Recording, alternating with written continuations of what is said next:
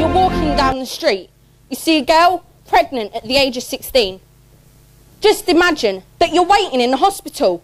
A guy storms in, screaming, shouting and being disrespectful. Just imagine that you're sitting in McDonald's, outside, a group of teenagers drinking, smoking and causing trouble. Think back to a few moments ago when I asked you to just imagine. What was the first thing that came into your mind? Was it that this teenage girl's stupid for getting pregnant? Was it that this guy is obviously an alcoholic or a drug addict and that these teenagers should know better? What about my entrance, my hood up, the way that I spoke? Was it intimidating? Did you think that I was trouble, like those teenagers from McDonald's? But did any of you think that maybe, just maybe, this teenage girl was raped? That maybe this guy in the hospital was grieving or trying to seek help? That these teenagers only do what they do, it's because it's all they know? And that my entrance is a way of me getting my message across today. The judging, stereotyping and generalisation of people within our community is a huge problem, and we all either cause it or are affected by it. 2 years ago, NTV created a programme called If You Really Knew Me. It revolved around this idea called Challenge Day, where students could participate in a wide range of activities that made them see themselves, others and life in general in many new ways.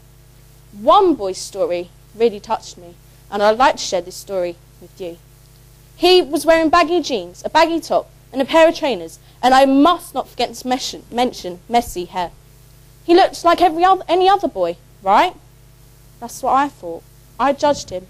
I thought that because he looked and he acted like every other boy, that he was like every other boy.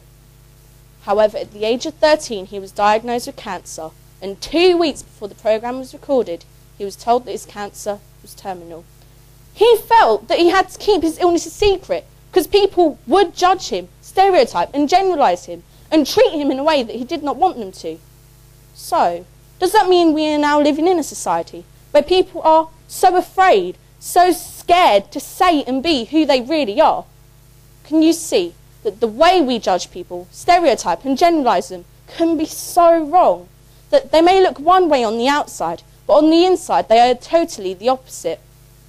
So I'd like to take this opportunity not to ask you, but to tell you that we need to stop judging, stereotyping and generalising people.